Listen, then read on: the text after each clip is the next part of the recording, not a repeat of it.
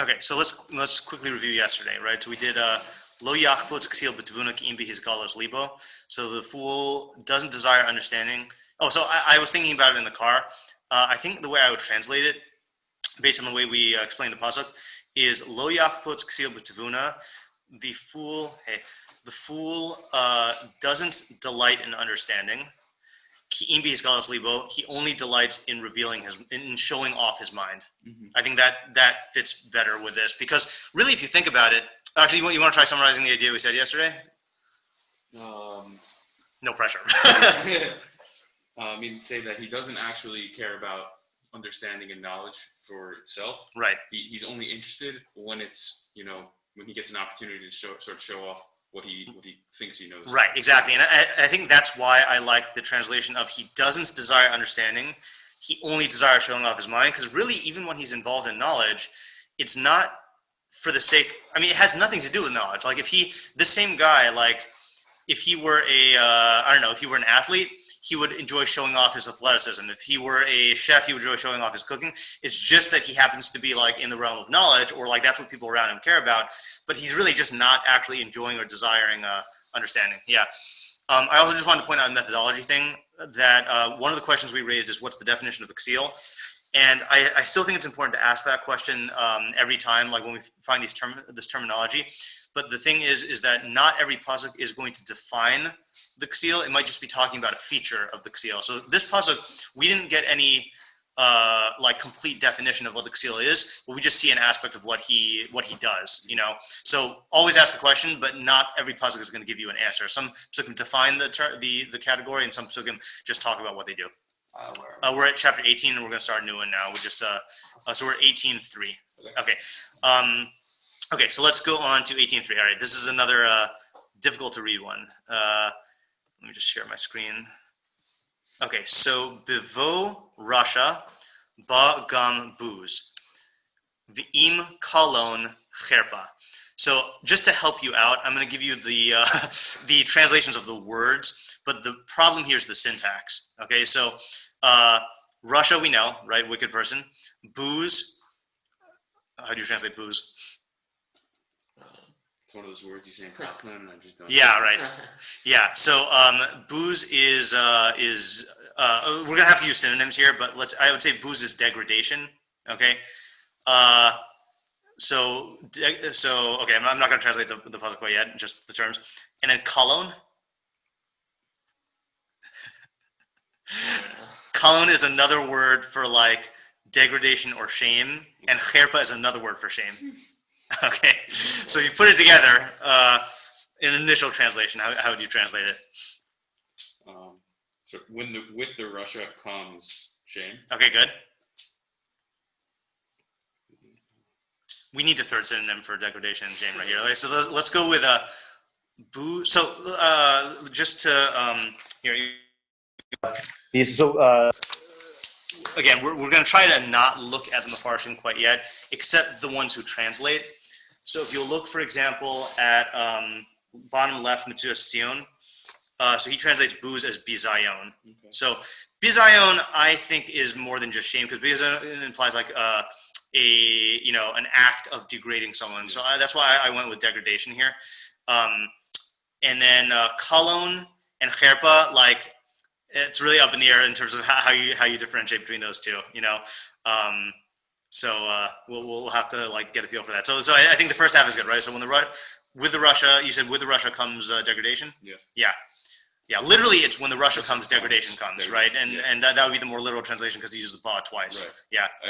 I intentionally put it into more than right. I would speak it. Yeah.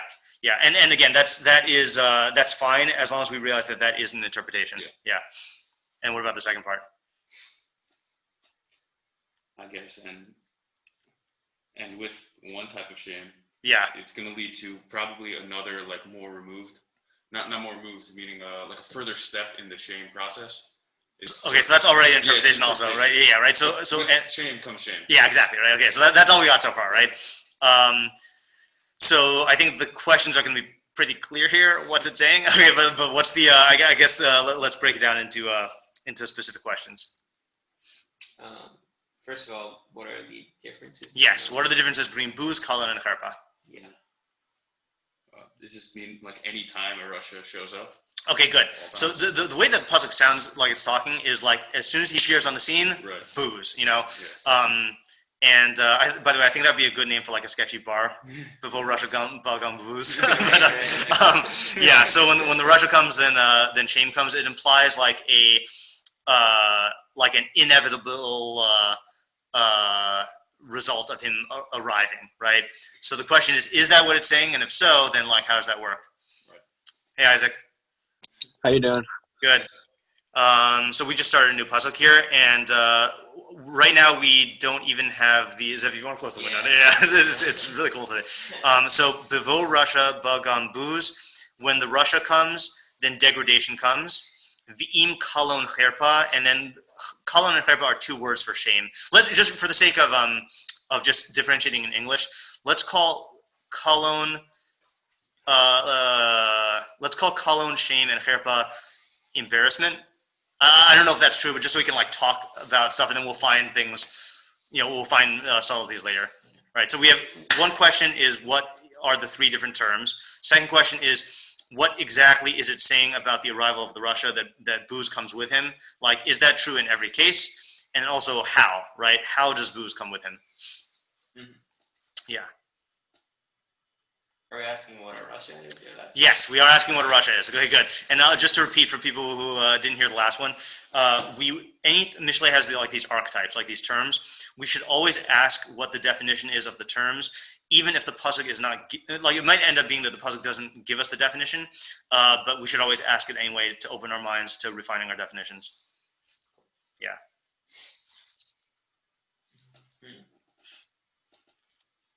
Why does it say like in the coming of the Rasha? Yes. Like in the do it, like when he does. Okay, good, right. So the question is like what was that? Like Kishabo Rasha? Well, I think you're saying why doesn't it specify like an action? Yeah, action or speech. Right. In other words, like the pasuk makes it seem like this booze is just attached to him somehow. It doesn't even describe him doing anything. So what does that imply? What does that mean? And how is he bringing about the booze? If it's not giving us an action. Yeah. Another question. I mean, who is the recipient of the booze? Mm-hmm. Right? Meaning, is he being mevaza someone else, or does he receive the booze when he comes? Right. Or is it sort of just? I feel like it could almost just be like in the air. Yeah. like when the drunk guy shows up at the party, or right? Like, the relative that everyone. Shows up and everything goes south. Right, but even in those interpretations, then the use of the word booze is gonna ultimately attach to some we say it goes south, right? Like that either means the guy's gonna embarrass himself or he's gonna embarrass others, Right. So it could be everyone, but like it could be environmental, but yeah.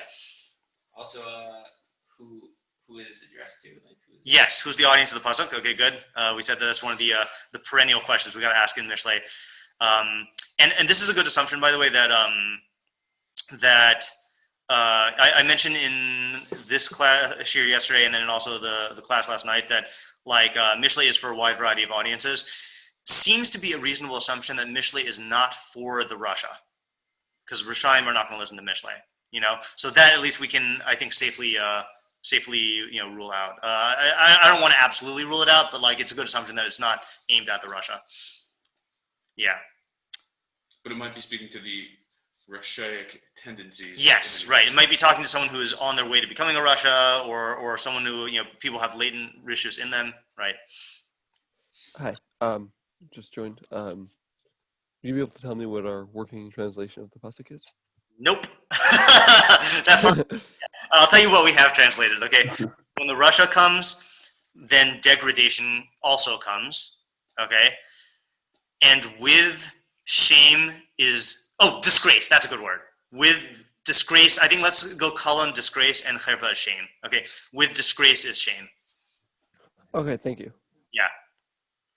Right. Also, it's weird. The first half is a person.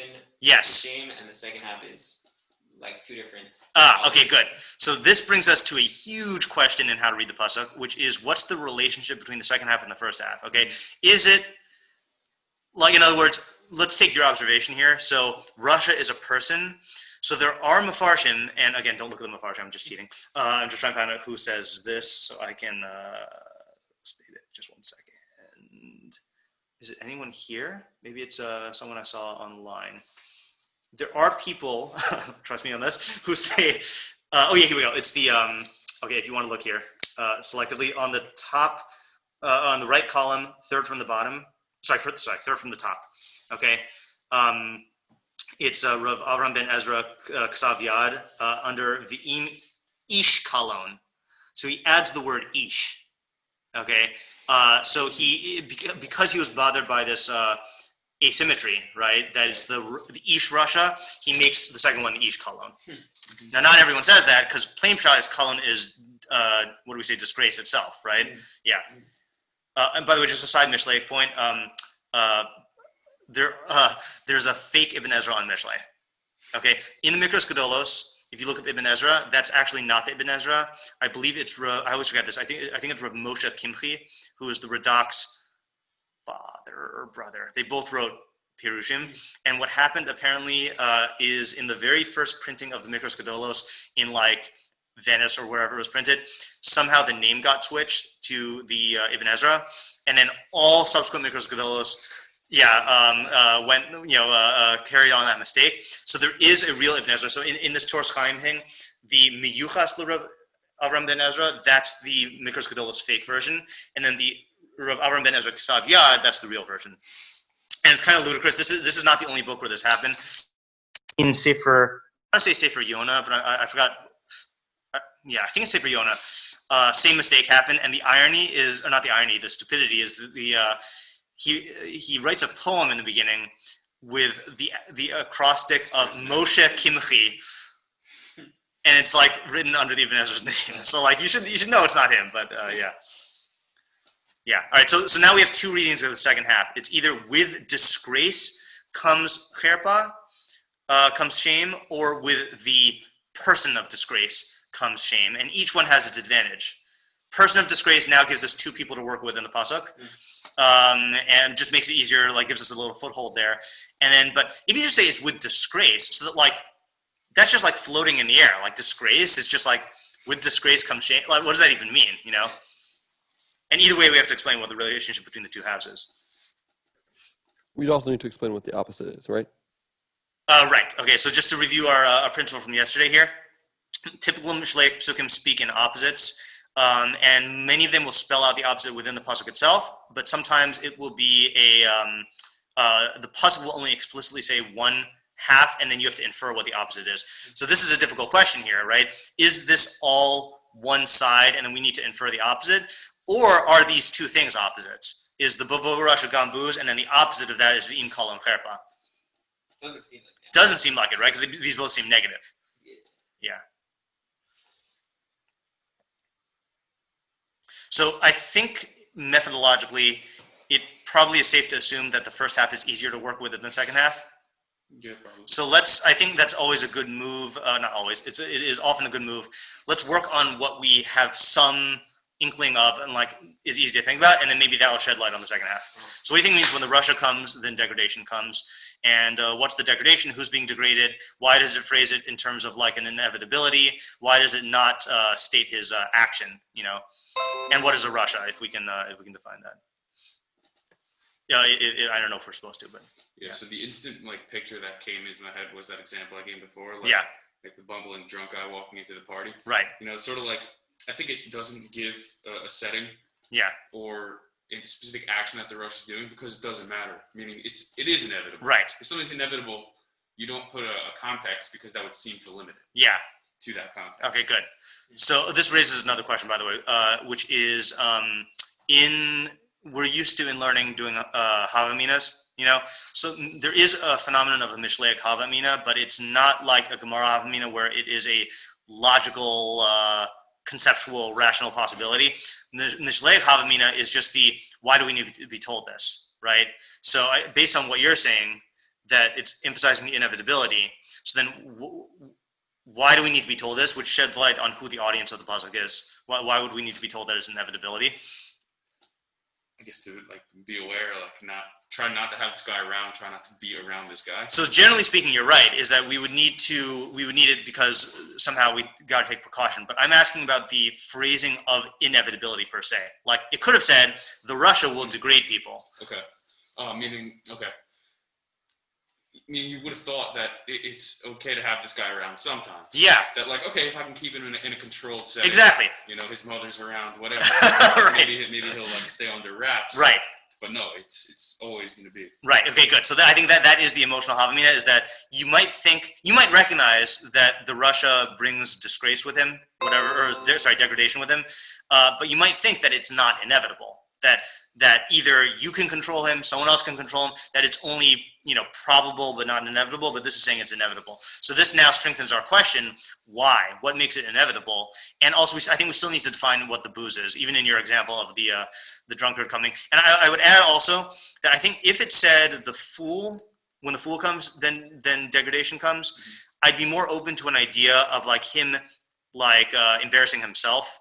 But Rasha is like, however we define Rasha, we're talking about someone who does evil or who does injustice, So it sounds more severe than just like he brings a ethical BO into the room, Also, it seems like almost not like a bumbling drunk, but like a purposeful evil. Yes, I would think so. Also, yeah. I think the notion of intentionality is kind of part and parcel of Rasha. I don't think you have like unintentional Rashaim. I don't think you would call that a Rasha. I think you would call it a fool. Would that be the difference between fool and Rasha? I think that is a key difference, yeah. So, that being said, it's possible the booze is going on for the audience, right? The one who's, being warned about this guy. Yeah. And that the Rasha he's going to sort of trip you up. Okay. Like he's going to bring degradation to you. Okay. Why? I think you're right. But why? What exactly is motivates him to do that? And we don't always need to go into the motivation, but I think because here the point is it's inevitable. So we need to understand what is it about this personality of a Rasha that will make him degrade people. And by the way, just to support what you're saying without reading the full commentary, and we can do this because we don't have to turn the page. Bottom right, Matzudas David, just the first half of the pasuk. Bagam booze. Ki darcho levazos b'nei adam. It's his derech to degrade people. Mm-hmm. So what is it about a Rasha that is his derech to degrade people? Well, I guess his whole goal is to raise himself up. Ah, good. So right. That's gonna inevitably lead to him pushing other people out. Okay, good. Right. So I think so. One of the fundamental aspects of the Rasha is he's striving for some form of dominance, whether it's dominance like in kavod, of like the social hierarchy, whether it's like functional, practical dominance that he wants to be able to control people, whether it's like, the Rasha's fundamental goal is to rise up above everybody, and therefore he will always push people down in some way. And the easiest way to do that is verbally and socially, which is degrading people, as mocking them, making fun of them, putting them down. Right. So those are the most effective. Yeah, it's very effective. Right. Yeah.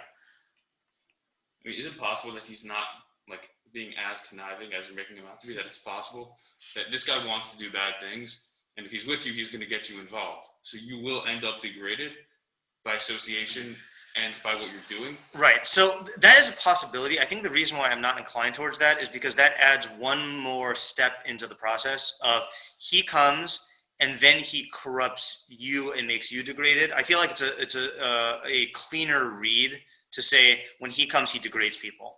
So that's not rejecting what you're saying. I just tend to prefer the simpler explanations unless we're forced to expand it outwards. But also, I guess you could that wouldn't be inevitable because you can hold yourself back from engaging in this activity. Right. That's also true. Right. Especially because kind of the premise of Mishlei is we are talking. Okay, we're talking, and this is not going to refute what you're saying either, but we're talking to someone with agency. Right? Mishlei is teaching you how to make decisions. So, no, but I guess you would just say that that's what it's warning you about, is to not get caught up in his schemes. Yeah. But it is a simpler read to not say that. I agree. And the interesting thing is sometimes you'll be forced to a more complicated read, but I think you need to be forced to it. So maybe when we do the second half, then that'll force us there. But all right, so should we? tackle the second half now, and again, with the understanding that we might have to modify the first half. Yeah. So with kalon cherpa. Okay, now let's just expand this a little bit to see what the possibilities are. So one possibility we mentioned is you got to add in the word ish. The im ish kalon cherpa. Okay. Second possibility is with disgrace comes shame itself. But then we have to ask, what is the disgrace and what is the shame, and how does one result from the other? And then a third possibility,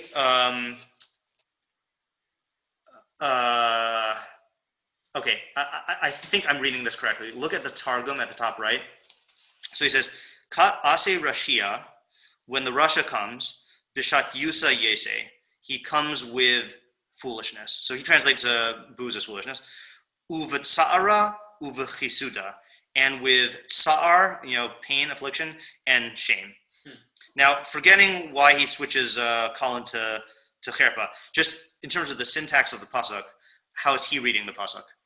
So it's like a continuation of what? Yes, it's a continuation of the first half. So he's reading it basically as, so the way he would read it in Hebrew, Bevo Rasha ba gam booze vigam kalon vigam cherpa. So he's learning as like three things, right. So that's a third way to read the pasuk. It's possible that this also, kind of like the way my mind just sort of like forced it, like it had to did something, was that the Rasha's bringing booze.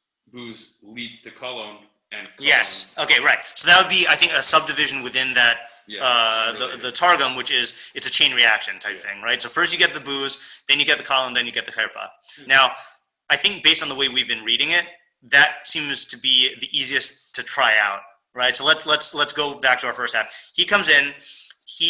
Because he is trying to dominate and to assert himself, so he will put other people down. So then, based on that, how would that lead to disgrace, and how would the disgrace lead to shame? Like, how would we define those things based on these?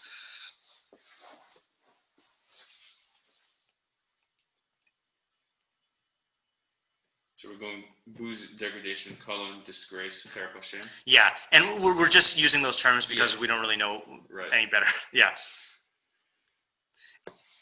Degradation, disgrace seem like just exactly synonyms. So I think that's the one that's easiest to differentiate between, because I think degradation, bizayon, is like from a person to another person. Mm-hmm.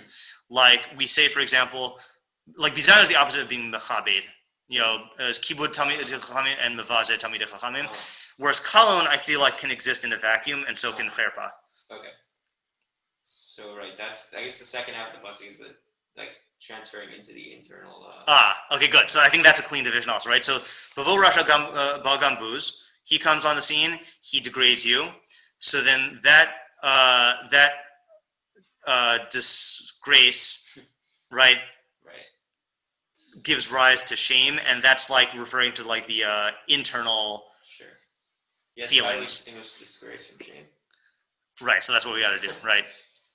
But maybe we don't need to go so elaborate here. Maybe you could say that mevaze is his action, okay, which is intending to put you down, and then kolon is the like stigma that attaches to you from his bizayon, and cherpa is the internal feelings that are not manifest, that accompany the stigma. Does that work? I'm just saying that.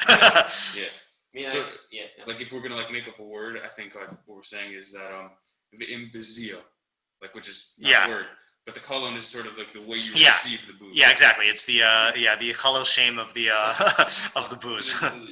Yeah. Instead of getting bruised, you get boozed, And then the cherpa is the internal, shame. Yeah. Oh, so can we define what that internal shame is then?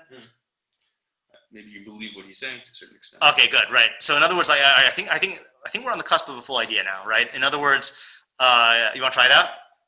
You want to try So let's put it all together now. We're just trying to put it together, Meaning that this guy is going to show up. He's going to assert himself and try to take control in whatever way. And he'll do that by degrading you. Yeah. And then you'll feel disgraced from that.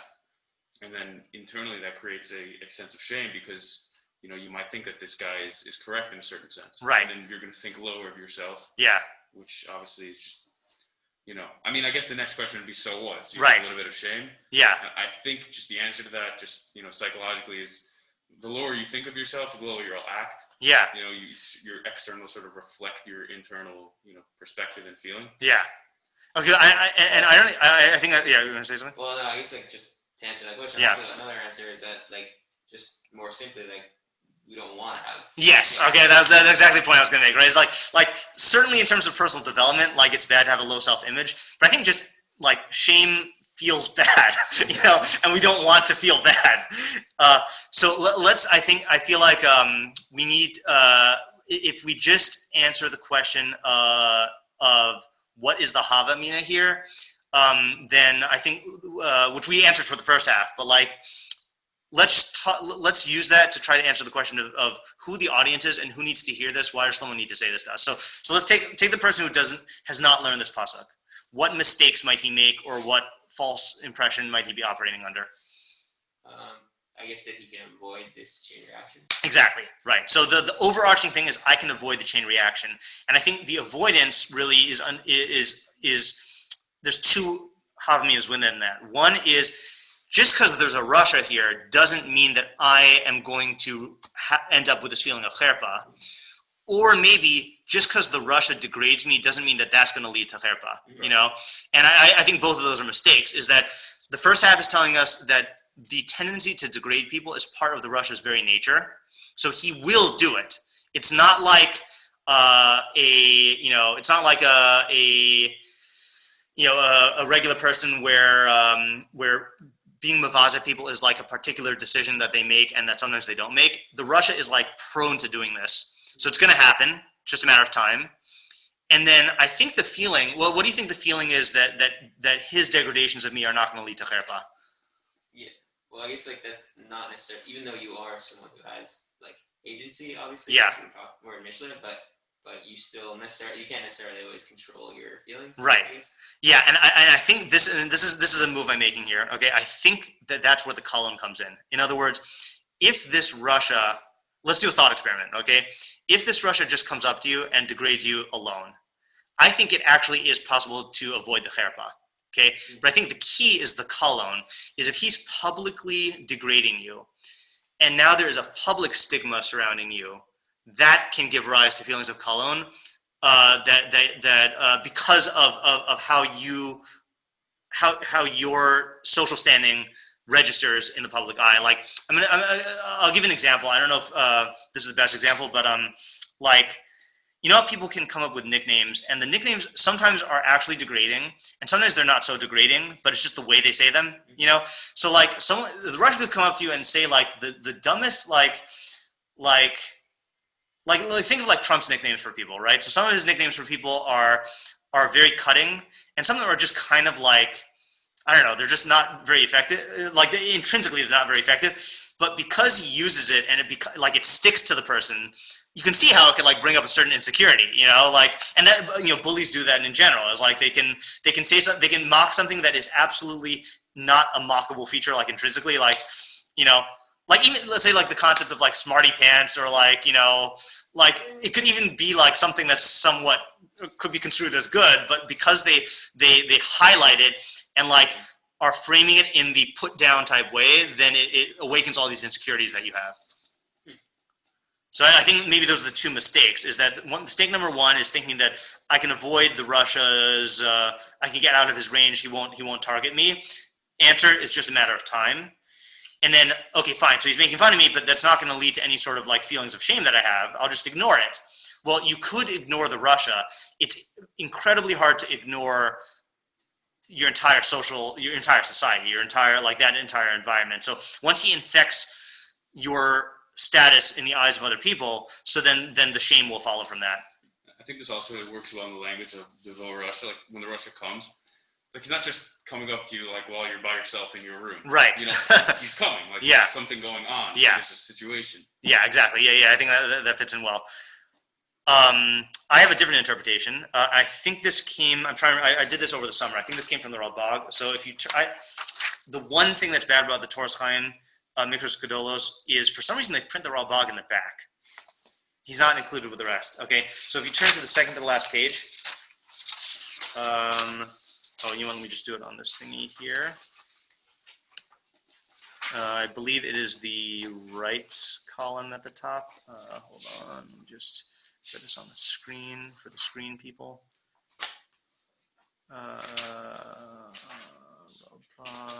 Yeah. Could it be just because he's long? He's not so much long. He's not longer than the Meiri, and the Meiri is printed with the text. Yeah, I don't know why. It could be. Okay, so he says, the very top, Bavo Rasha ba imo gam buz. So he adds in the word emo. I don't think that changes anything. So he says, Ki midarcho levazos hanashim. So that's the same as Mitzudas David so far, right? His way is to degrade people. V'im hakalon v'habuz sheyesh imo. Oh, you know what? Maybe it's not the raw blog that I got this from. Well, let's read it anyway while we're here. Mipnei pulosav hamugunos. Sorry. V'im hakalon v'habuz sheyesh imo. With the disgrace and the degradation that is with him.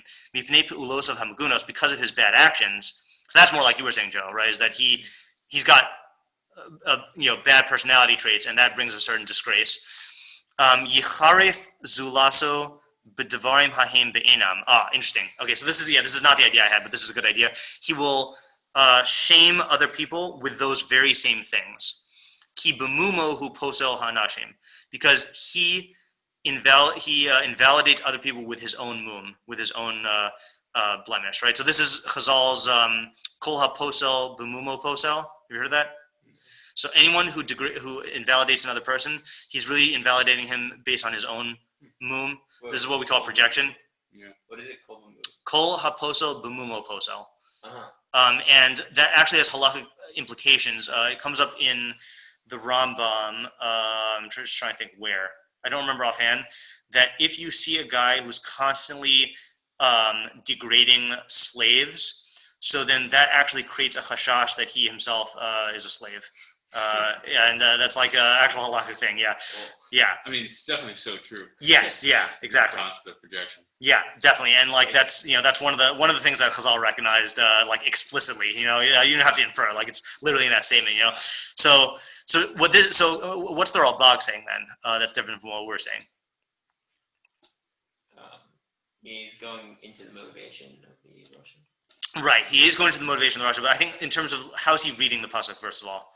First half is the same as we were reading it. Oh, the second.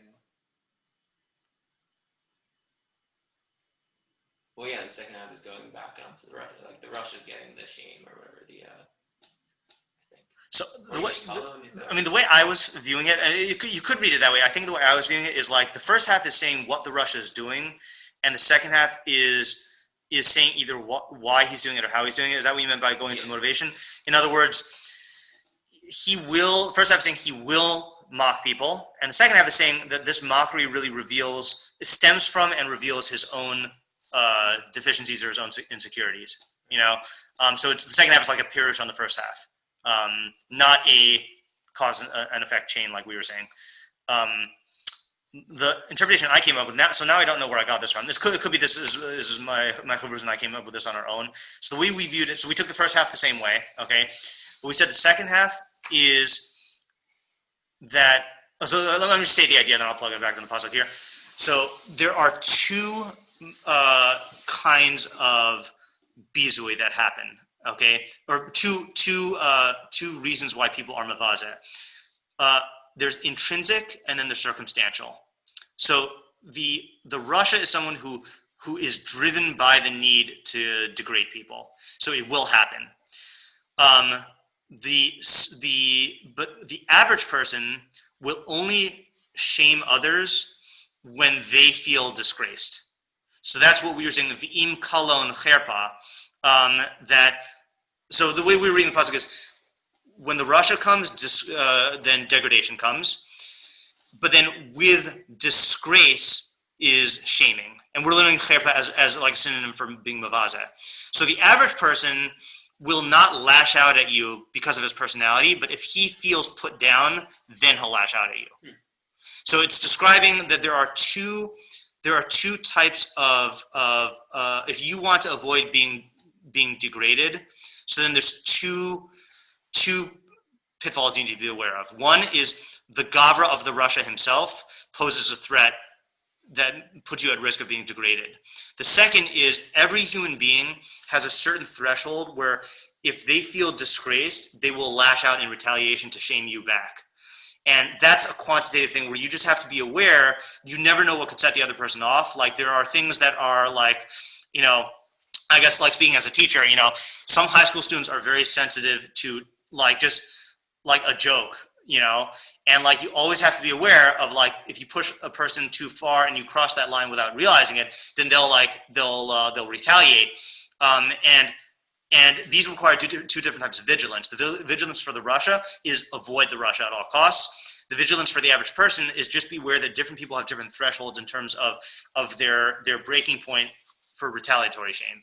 Right. Also, I think in that interpretation, in the second half, that also is more of a message to the reader himself. Yeah. Whereas the average person is not a Rasha. Right. Who's always trying to like make these domination moves on people.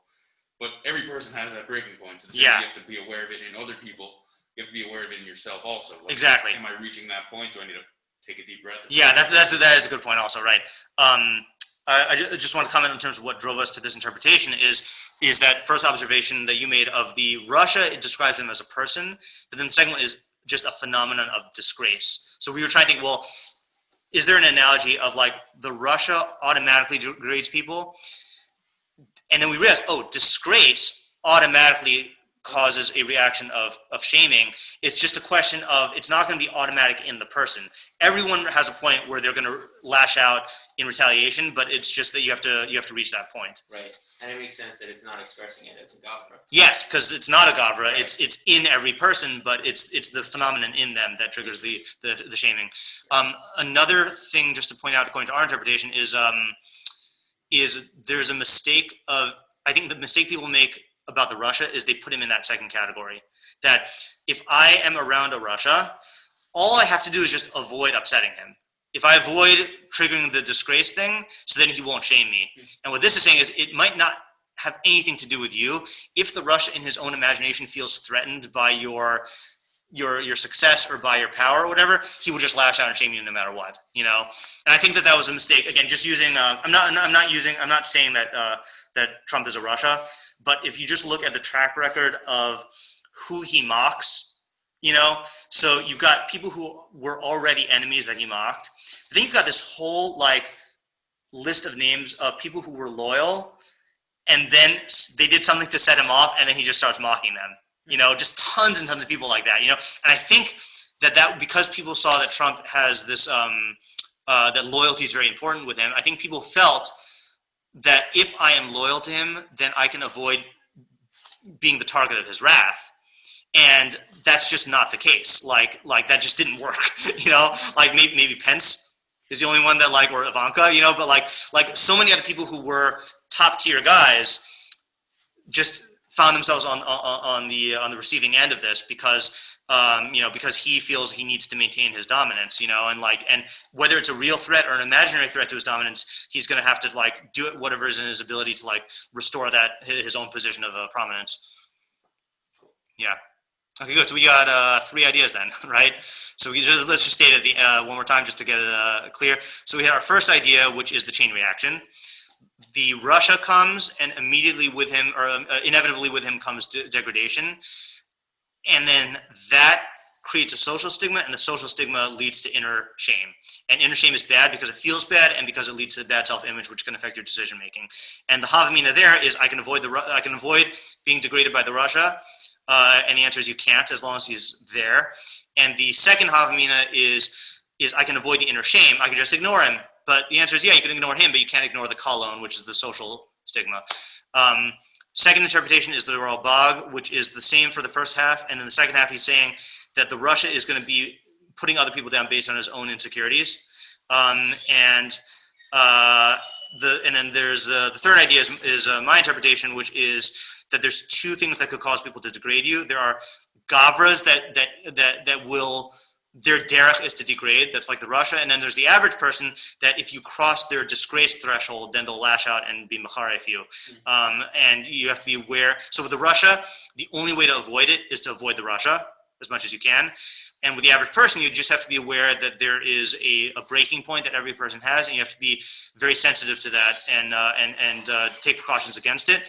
And then there's Joe's interpretation or Joe's application of what I'm saying, which is that in yourself, you have to be aware that if you feel degraded, you might lash out and shame others, and that's like you are one of these average people. Yeah. Okay, good. So just as a side point, yeah. I guess, this trait of the Rasha, that he's always putting other people down to bring himself up, is that an attribute of the Rasha, or is that, in a certain sense, the definition of one? I think it's the definition. I think that the Rasha, by definition, is one who is trying to achieve greatness, and greatness, absolute greatness. So anyone who is a threat to his greatness, he's going to shoot down. Mm-hmm. Okay. Yeah. I mean, because it's interesting, because within the Ralbag, he sort of, it's almost like he gives the Rasha a little more slack in a certain sense, meaning not that this guy is just completely evil trying to destroy everyone. It's just in a certain sense, this guy himself is insecure, and that just, consciously or subconsciously is going to come out and be projected on other people. Right. Yeah, and even the way he describes him, just mipnei pu'ulosav hamagunos, because of his degrading actions, like he might just be defining a Rasha as like a certain level of someone who engages in bad actions. Right. I don't know offhand what the Ralbag's definition of a Rasha is. Okay. Yeah, my understanding is that he's striving for absolute greatness, and that means he's going to like do everything to ensure that. Mm-hmm. Cool. Whereas the seal, the fool, is not striving for greatness. Right. Yeah. And by greatness, we mean like social greatness, like for the Rasha, you mean? Yeah. So I think it's absolute greatness, and ultimately that's going to have to be social. But like it could be greatness in other areas, like it could be power over another human being, which is not social, like absolute social greatness, But it's and power and greatness are intertwined, I think. That's always relative to another person, you're saying, or like. Well, ultimately, it's going to even transcend the human race. Like when you have all the greatest Rishayim in the Torah believe themselves to be gods, right? And that's also the expression in the Nachash, "V'yisem Elohim Yodei Tov V'Ra." You can be God, and so ultimately, it's going to transcend that. I think for most people, it's going to be measured by people. Yeah. Cool. All right. Good. All right, thanks for learning. Yeah.